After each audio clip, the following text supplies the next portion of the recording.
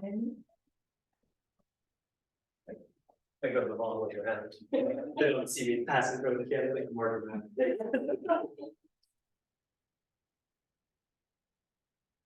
Hello, everyone.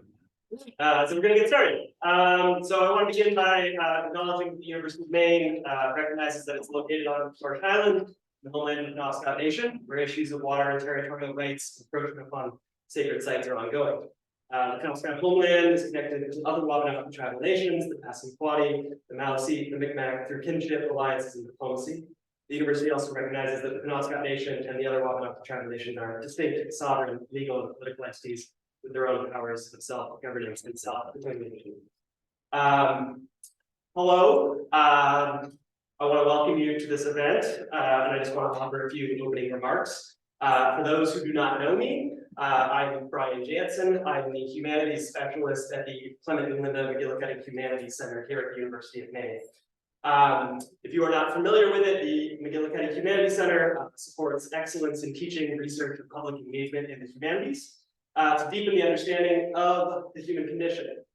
Central to our sort of mission as a center is the belief that studying the humanities and humanistically driven social studies inspires compassion, empathy, critical thinking skills, emotional, intellectual agility, and intellectual agility needed to navigate a kind of complex, interconnected world. Among the programs that we are most proud of at the McGillicuddy Humanities Center is our Undergraduate Fellowship program.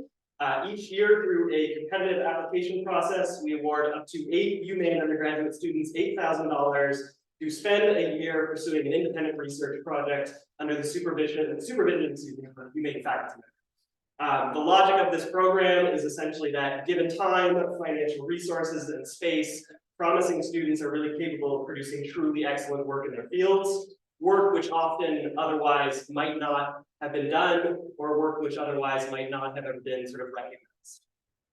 So in addition to forming a cohort who act as advocates for the humanities, and representatives for the humanities on campus and in the community, each of our fellows concludes their year-long fellowship with a public talk about their research. In addition to Brenna's talk today, we have a couple of fellows who will be presenting on Friday's UMaine Student Symposium. And next Wednesday, Willow Wynn will be giving a talk in the UMaine Office of Diversity and Inclusion at NU. Yes, multicultural center, sorry. And then next Wednesday in the evening, fellow Asia Patton will give a presentation on her work on depictions of female friendships in literature. If you want to hear more about any of those programs, you can come talk to me after this event, or you can check out our website, umaine.edu/MHC. But the occasion today is that we are going to hear from Brenna Jones for the conclusion of her McGillicuddy Fellowship. And I will pass it over to her by saying that Brenna Jones is the inaugural McGillicuddy Humanities Center Peters Fellow. She's attending the University of Maine for a BA in sociology with minors in criminal justice, as well as a BA in mathematics with a minor in WGS, Women's Gender and Sexuality Studies. She is also the co-coordinator for the Peace and Justice Center, a nonprofit out of the Bangor area. She is currently researching the socioeconomic barriers facing precariously housed and unhoused people in the Greater Bangor area. She spends her free time organizing with the Greater Bangor Homeless Collective through leadership position, and as well as crocheting little stuffed animals. Her talk today is titled, Like We Are Not the Same Level of Human They Are, the Experiences of Precariously Housed and Unhoused Individuals. Welcome, Brenna.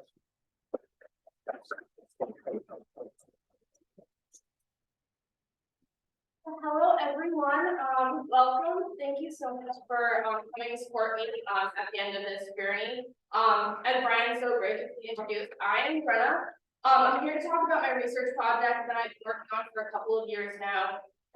So the title of my research is Understanding the Socioeconomic Barriers Facing Precariously Housed and Unhoused People. My research question for this study is, what are the experiences of individuals who are precariously housed or unhoused, specifically their experiences with housing and other socioeconomic constraints that prevent them from finding stable long-term housing. I am doing this research alongside my faculty advisor, Dr. Brian Pittman, with funding from both the McGillicuddy Humanities Center and the Maine Community Foundation. So I first wanted to start out by defining precariously housed and unhoused as they were defined in my research study, as there are current debates on these definitions. So we defined precariously housed individuals as someone who has difficulty maintaining housing or lives with roommates because they might experience homelessness otherwise. We define unhoused individuals as someone living outside in a motel, vehicle, shelter, or another temporary location like couch surfing.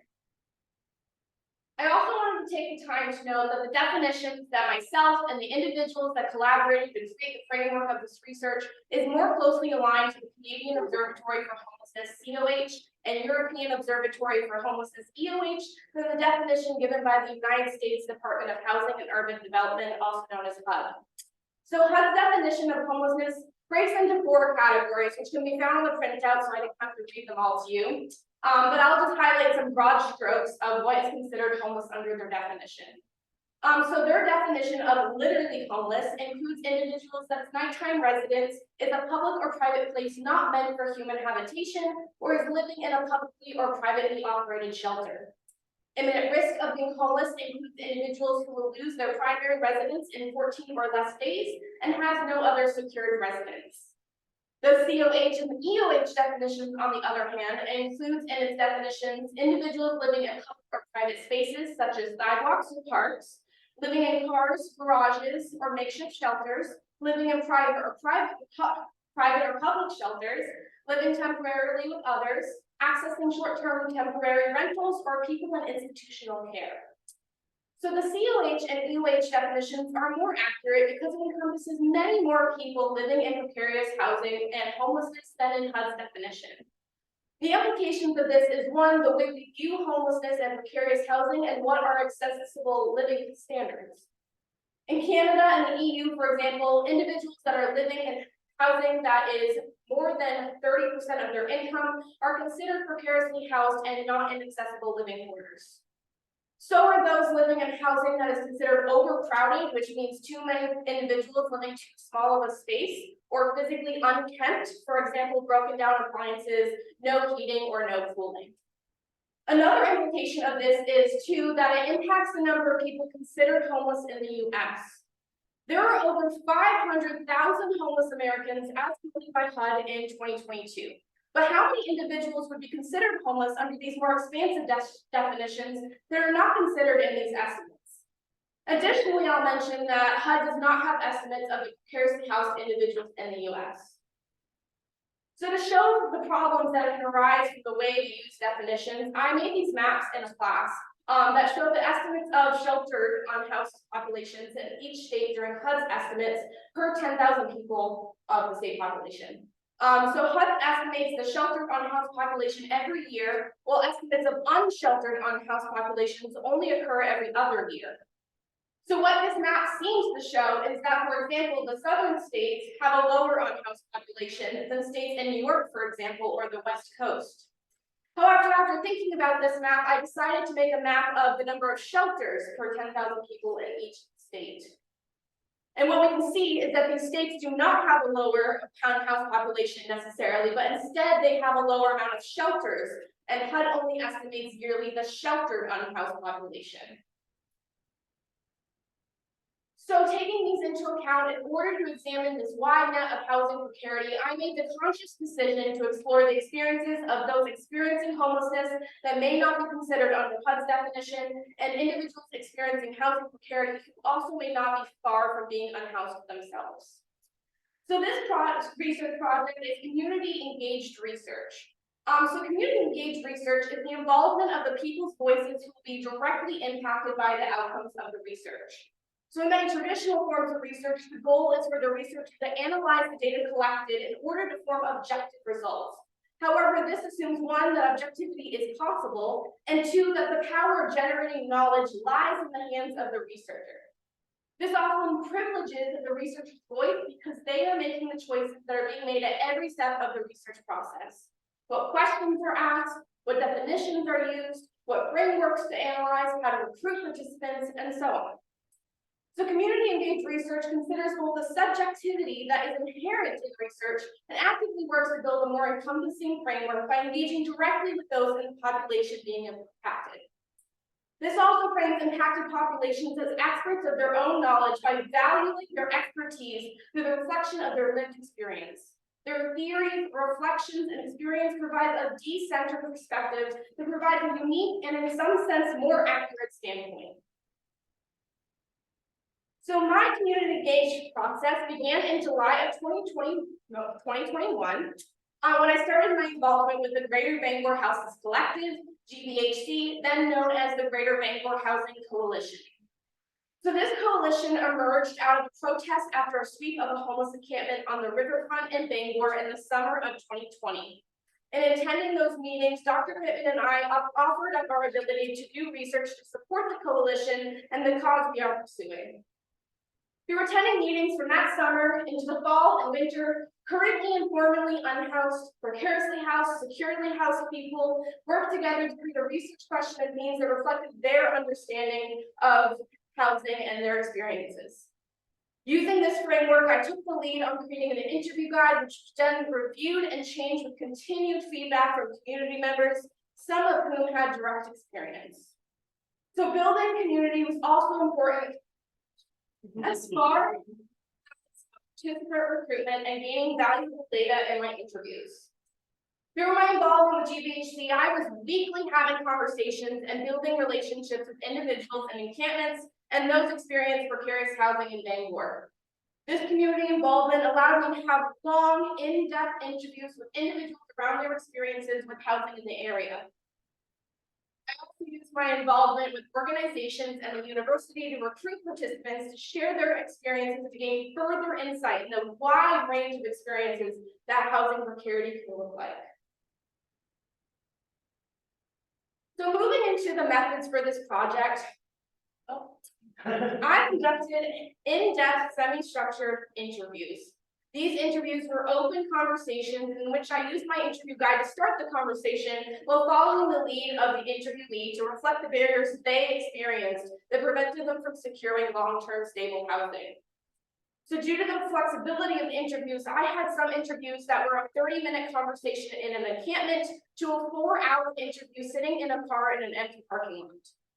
This flexibility empowered the participants to take agencies of their stories and experiences and to offer their expert knowledge as unhoused and or precariously housed individuals.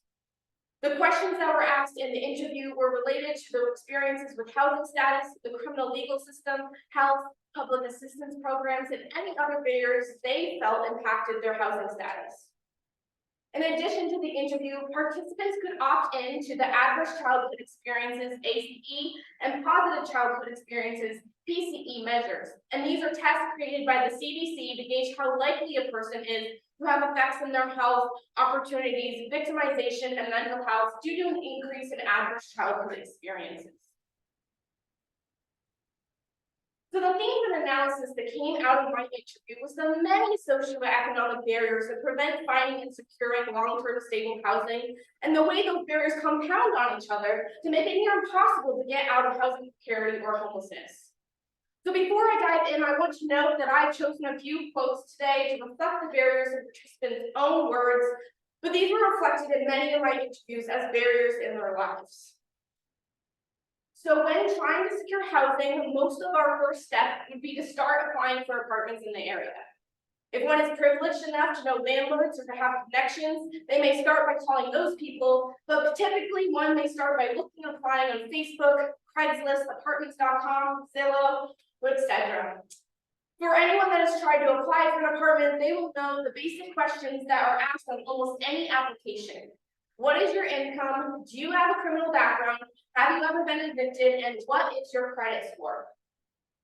Perhaps unsurprisingly, one of the barriers that came up time and time again was participants' credit score. Often when applying for apartments, landlords require a credit score of 680, which falls in the good range of US FICO score. While this may seem reasonable, it is important to note that it's often very difficult to get and keep a good credit score if you are poor. In order to have a credit score at all, individuals must get credit, which involves loans or credit cards. This already may not be an option for many people.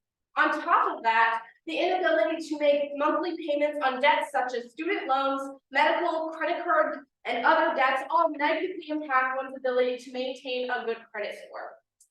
Barbie, a 40-year-old female, said the following about the impacts of credit scores on housing.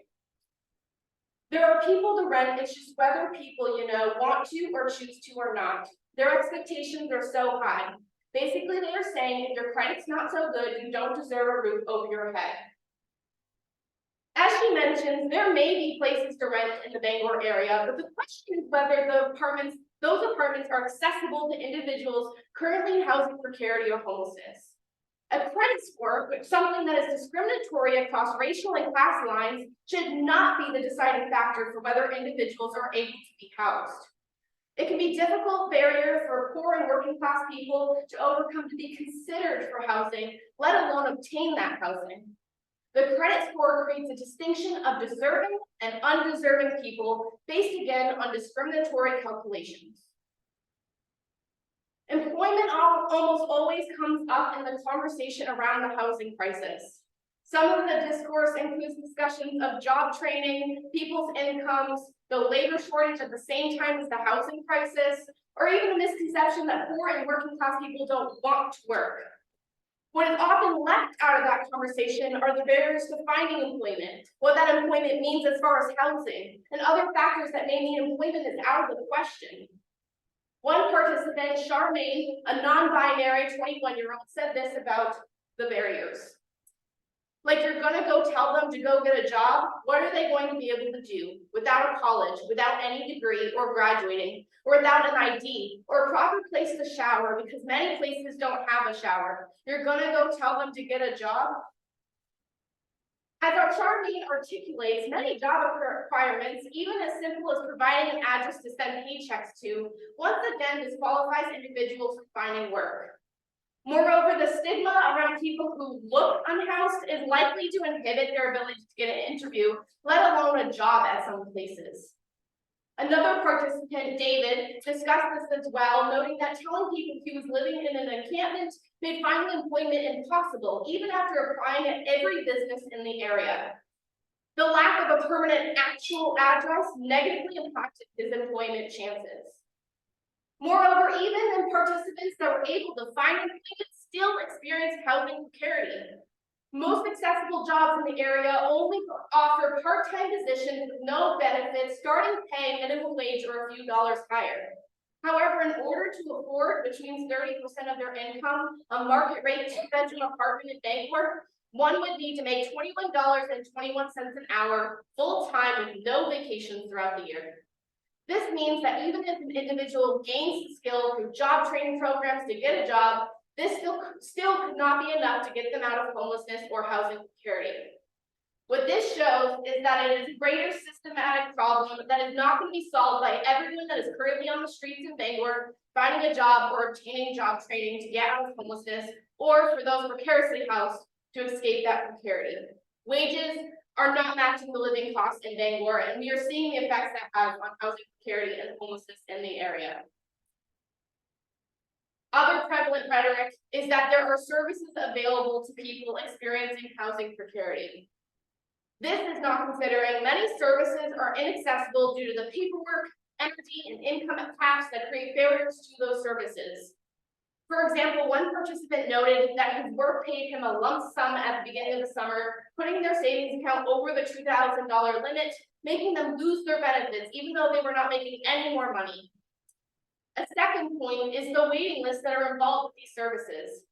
Person X, a 40-year-old female, said, "Right now, what I'm running into is that I can't find a counselor. I've been looking for a mental health counselor, but the waiting list is like 9 to 12 months anywhere you look. Section 8 housing is great and helpful. Well, with Section 8, I've been on the wait list since 2017. Amplifying Person X's point, at the time of the interview, they had been on Section 8 wait list for 5 years. The services that are available to individuals experiencing precarious housing or homelessness are inadequate. When services are available, there tends to be bureaucratic barriers impeding the ability to access those needed resources. In talking with people both formally and informally for this project, there were similar stories of waitlists for mental health services, food stamps, housing vouchers, emergency shelters, warming centers, general assistance, medical providers, and so on. Lastly, lastly, it is important for those of us who are not unhoused or even precariously housed to think about those statuses as full-time jobs. M, a trans mass 23-year-old, described what they described as the energy suck of housing precarity. M said, "I'm so tired of people assuming that I'm not trying to better my situation at all, or that I don't know exactly how precarious my situation is. I know how risky my situation is, and I've tried. I've been rejected. There's lots of paperwork that goes into applying for help or asking for help. I need people to stop acting like people who are precariously housed aren't trying to improve their situation. They're trying." Whether the participant was living in their car, on the street, or concerned about making rent every month, all participants talked about the extreme energy it takes to live in precarious housing or homelessness situations. Trying to constantly fulfill basic needs can take all of one's energy as it is.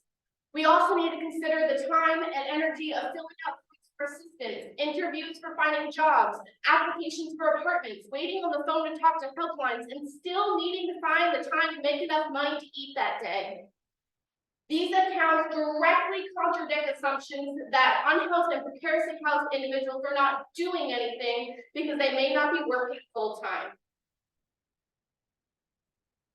So participants also talked about some of the discourse around solutions to the problem. In discussing solutions, some focused on how these solutions are ineffective at addressing the root of the crisis, including passing laws and building housing that in theory are supposed to protect and house people. For example, Charmaine, a 21-year-old non-binary unhoused person at the time of the interview, said about policymakers, "I was on the news several times talking to many people, and it made me feel good that I was doing something. Even though people got pissed off that I was higher up, I called them out. I was like, you don't give a shit. You are sitting here because you have to. You're just here to take a few photos, say, I feel bad during this scenario, but you don't give a shit. You aren't going to change anything at the end of the day. Instead of giving resources you have money for, you're building more condos and stuff, and you're actively kicking people out and raising the rent." What is especially key here is Charmaine's last point about building condos and raising rents. Some of the local policies that have been proposed are broad brush policy/solutions to simply increase the housing stock, while others at best temporary solutions and at worst reproducing the carceral and criminalization logics around homelessness. An example of a solution that Charmaine later critiqued in our discussion was that of building more shelters. They said the following when asked about how to approach the disconnect between shelters as a solution and the overall issues with relying on shelters. Stop ignoring it. Stop letting the media get a hold of it and saying this is what we're doing, then you're not doing it. Don't glamorize that you built a shelter when in reality that probably only lets 10 people. To build on Charmaine's point about shelters, these, while sometimes proposed as better than sleeping outside alternatives, are sometimes not accessible. This accessibility was exacerbated by the COVID-19 pandemic, as some people did not go to the shelters because they were immunocompromised. Shelters also have personal features, including having a curfew, limiting visitors, limiting belongings, and requiring participation in services. This is something that policymakers and the broader public seeking to address homelessness must realize. Creating solutions that are better than nothing can actually create more harm and make the situation worse. So I was recently asked what the goal of this research is and what I hope the outcome is. I could say changing policies, ending world hunger, solving the housing crisis, providing stable, meaningful employment, and disconnecting all of these needs from the market. In reality, if nothing else comes out of this, I hope to start changing the way that we talk about and view the people experiencing housing precarity. We need to move away from narratives of people failing and reforming the system as it exists when discussing housing precarity, but instead recognize that this is a systemic issue that is increasingly affecting more and more individuals. We need to recognize the faults in the systems, from housing costs to wage suppression, to overfilled insufficient shelters, to overworked case managers, to decreasing public assistance, to year-long wait lists, and everything in between. We need to stop directing people to services they can't access and blame them for not accessing them. This is a humanitarian crisis, where we need to start thinking of these individuals as trying their best in a system at its worst. So in conclusion, our research supports the claims by others that homelessness and precarious housing are necessary conditions of capitalism, and solutions or fixes that ignore this reality are always going to be inadequate. We must have the correct analysis of the issue if we want to be in the position to solve it. Thank you.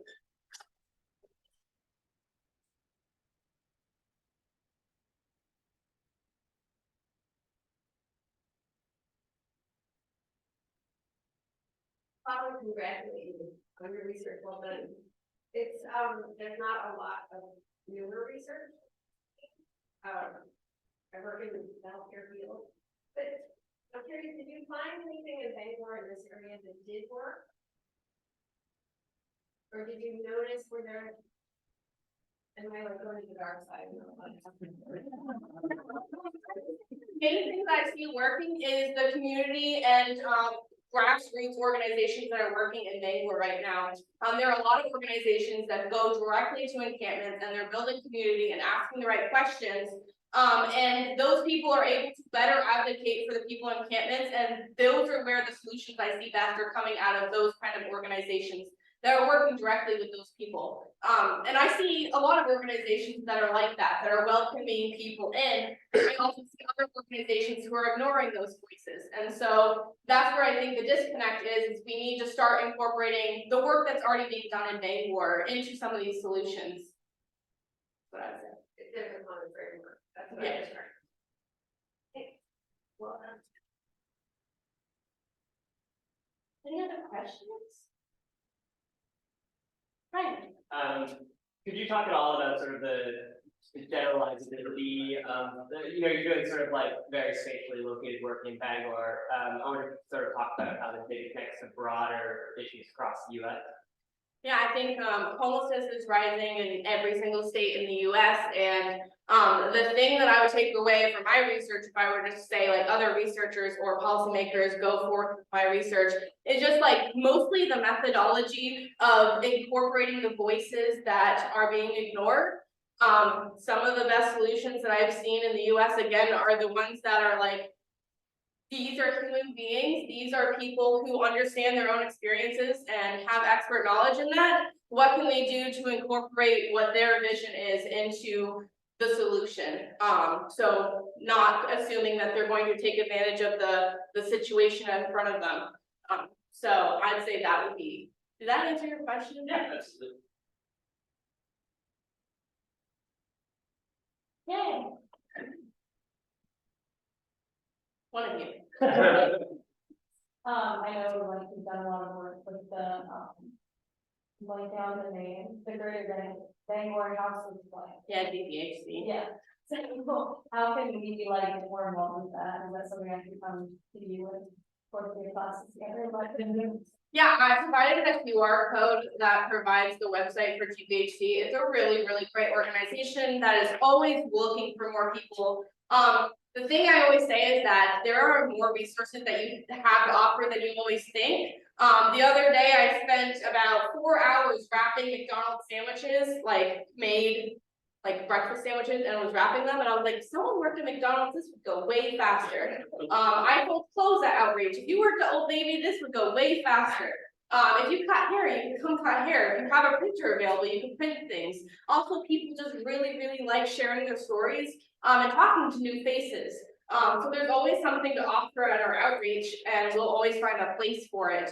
And it's also just about bringing that community together and realize that although there's an unhoused community that we always talk about, they are part of the Bangor community and really making that connection.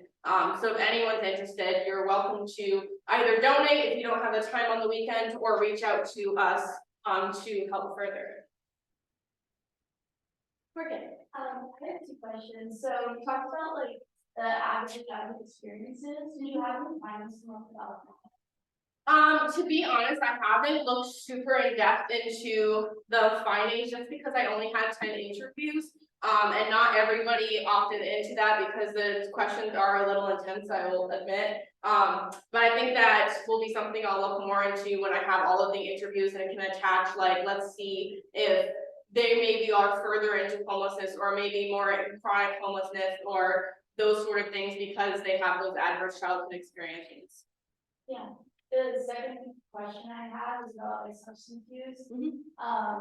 And like the syringes, that what that stuff called? Harm reduction. Yeah, harm reduction, provided you get out. And just like in general, like how you see that, affected with shelters and their shelters. I think it's a huge barrier for shelters. A lot of the people that I talked to that weren't in shelters were directly because they couldn't bring in harm reduction supplies or, you know, they are addicted to substances, and it is very difficult, and there's not enough resources in the area to expect them to just quit cold turkey to go live into a shelter.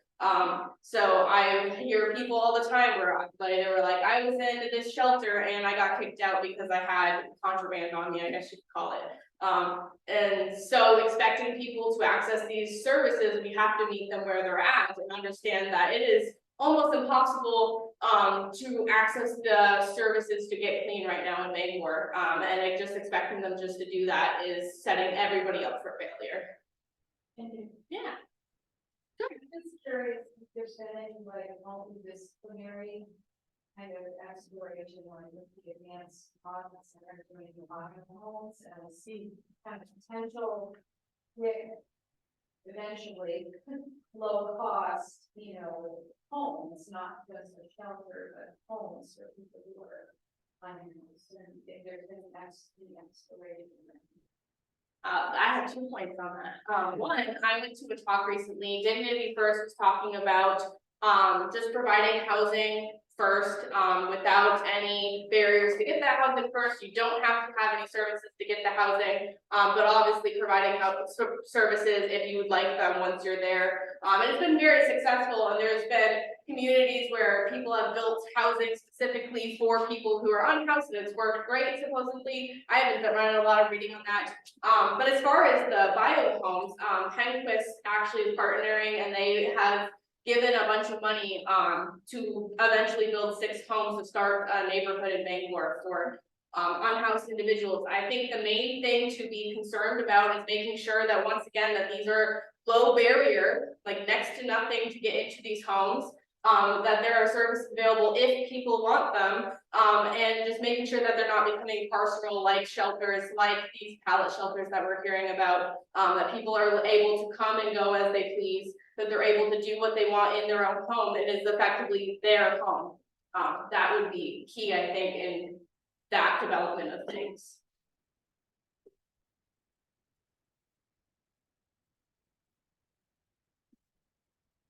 Did you find a theme sort of like, what was the greatest concern that you got when talking to these people that you interviewed? What was there like one major concern? I mean, obviously, but was there like one thing that comes up every single time?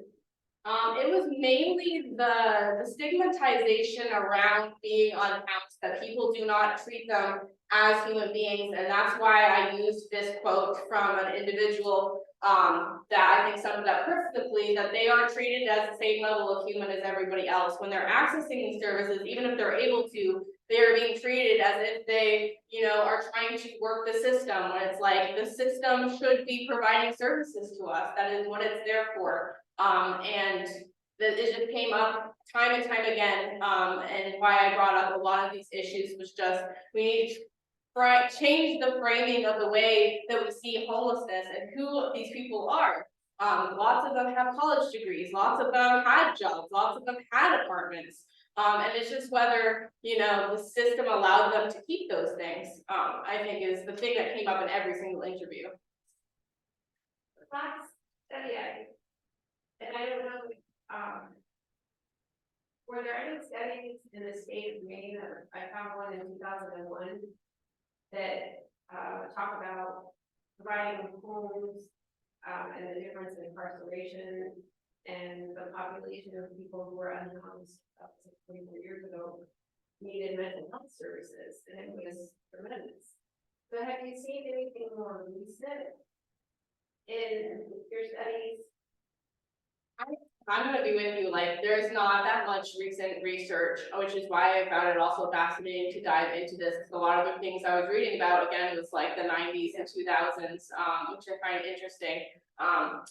But as far as mental health services, I just will add that, a lot of people think that like mental health causes people to be unhoused, and oftentimes it's the other way around, where homelessness causes people to be mentally ill because it is super difficult. I don't know about any of you, but when you're stressed out, like it goes downhill fast. No. The mental health is like can be anything from OCD to schizophrenia or ADHD. Yeah. And I would totally agree with you that mental health services in this state and in the United States are difficult to come by, and they're difficult to access even if you're in the system. And the wait is lengthy, so I can't imagine if you need them for it's difficult to navigate. And also just recognizing that it is a traumatic experience to become unhoused and to then be housed again. A lot of people talk about, like, I still keep my backpack like with me at all times so I can go if need be, or like I keep everything in my car because I used to live there and who the heck knows what's going to happen. And so it's serious PTSD that people experience even after they're not unhoused anymore. And so I think providing those services is key, and not thinking that they need them because again that they are mentally ill or they'll become unhoused otherwise, because it is a traumatic experience that they just went through. I want to comment on some of the practices that create scarcity of affordable housing, particularly the way that some of these housing shortages become economic opportunities for investors.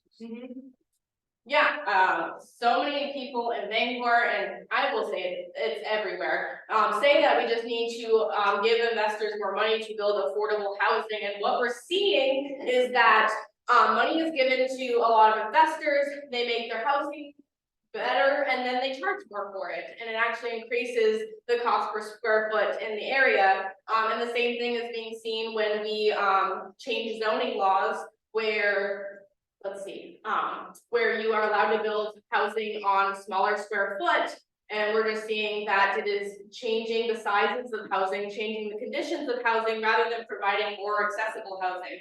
So somebody who used to be able to afford a 2-3 bedroom apartment in Bangor is suddenly only able to afford a 400 square foot apartment, which is a big difference.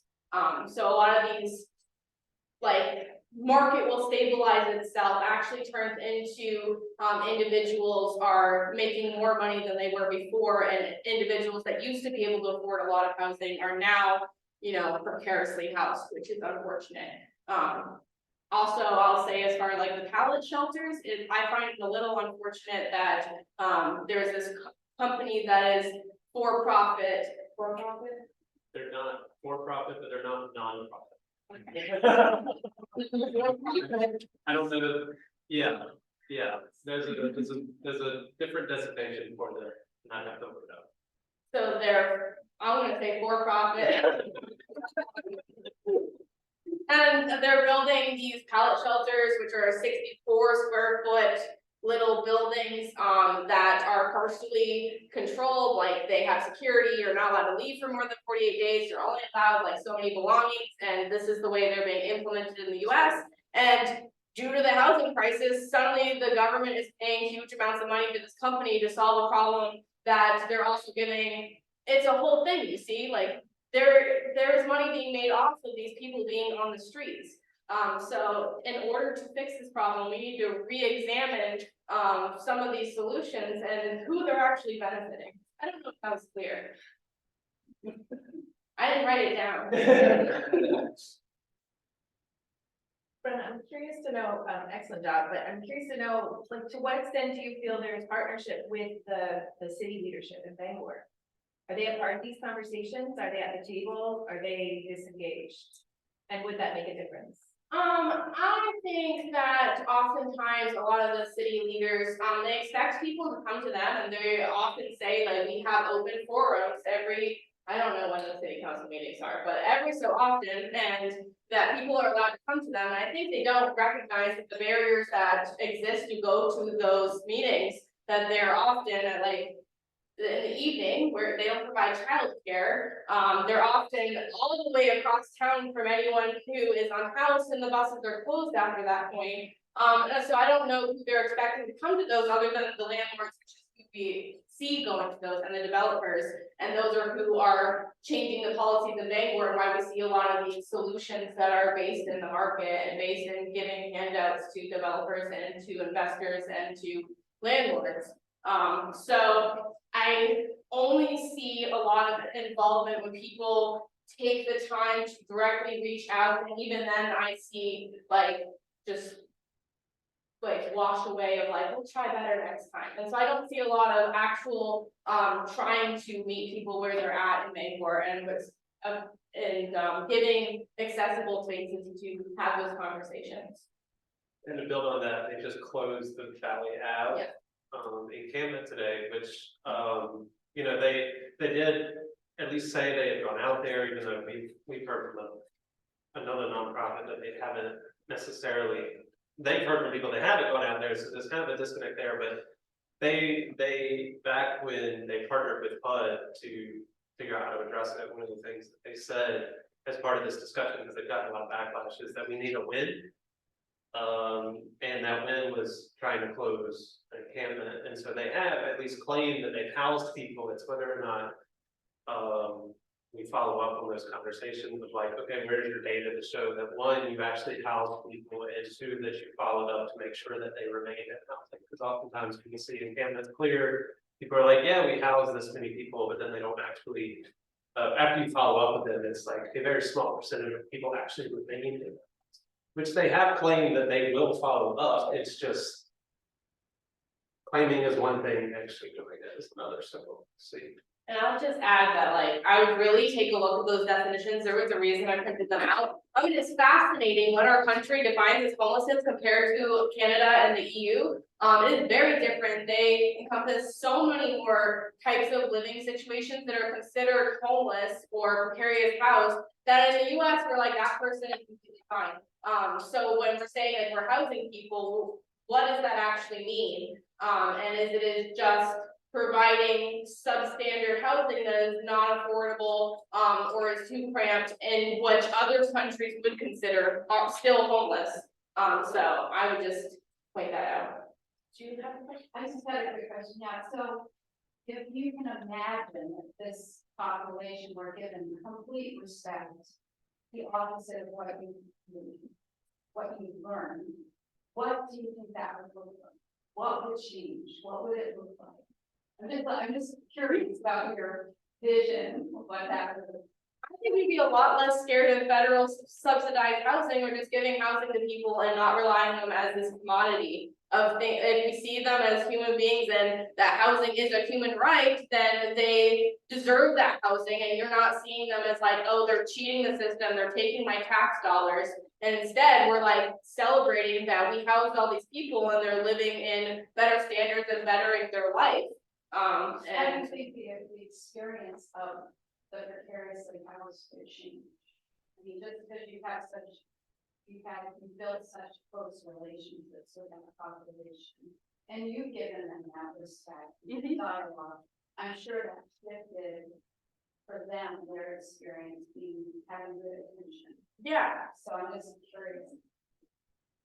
Yeah, I think it's also like a lot of people were really afraid to ask for help in these situations. And I think that's really important to note that if you are afraid of people calling you lazy or giving you really poor advice, like just go get a job or just work harder and things like that, then you're not going to ask for people's help. And oftentimes people are actually willing to help if they're not, you know, thinking of those people as, you know, just asking for handouts and things. And I think it created a much better community in Bangor where we're having mutual aid of I give you something, you give me something, and it's not a transactional relationship, but because we're in a community that we're not seeing right now because the stigmatization is, oh, that person's just trying to get something from me, I'm not going to give that to them. And oftentimes people who are precariously housed also have other things to give that they would be willing to do. It just might not look like in a traditional sense of cash or other services and things like that. So, I mean, this is not really a question, but what your talk kind of is making me think of is that, like, part of what I think you're advocating for is sort of reframing a conversation that says basically, like, to some extent, like, we are all victims of this same kind of system, right? I'm thinking that, you know, I'm a middle-class college professor, and at several points in my life, I'm gonna fit the Canadian and European definition of unhoused, right? When I moved to the US, couldn't get a rental because I didn't have a US credit score, right? And the only reason I got a place to live was because I could, like, show the website link to my faculty profile picture, and a landlord took that as enough, right? So I mean, it's part of what you're advocating for here, just saying, you know, like this is all of our problems, right? Like, this is all of us to some extent.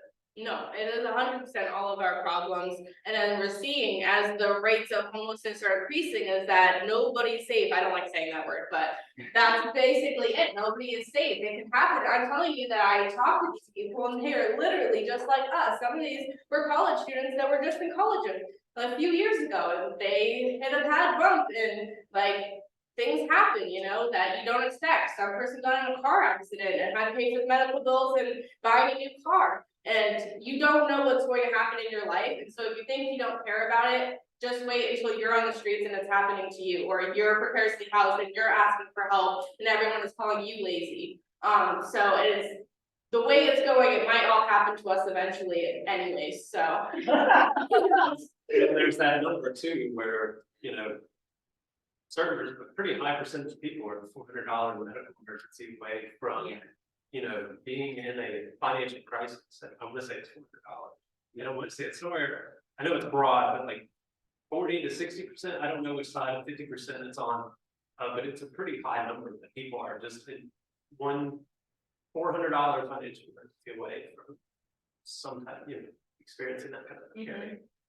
46% of people in Bangor are renting right now at the whim of any landlord, and if you own your house, most people don't own it outright, you're at the whim of a bank, so everyone is vulnerable. And it is important to care about those under you, because if we raise everybody up, we raise everybody up, so. I would love cheaper housing. Any other questions? It is 5:30 if anybody needs to leave. We technically have really good sense, so. The definition for supportive housing. Is that, I couldn't find a standard definition, is that fitting to trying to help people unhoused get them into housing temporarily or long term? I think that's what Pingus is doing over at the Pine Tree Inn. I think they call it supportive housing, and I think that's housing that's kind of tied to services, but I don't have a formal definition of what that actually is. Yeah, But it's typically done through like I think what's happening with Pingus is they're getting, I don't want to say they're getting ARPA money, but they are getting some help from the city to buy the Pine Tree Inn from that owner and to turn it into what I think they would call it supportive housing. I don't know if that helps.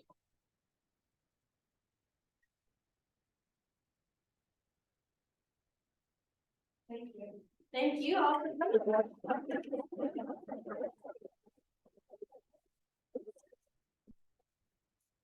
Thank everyone for coming.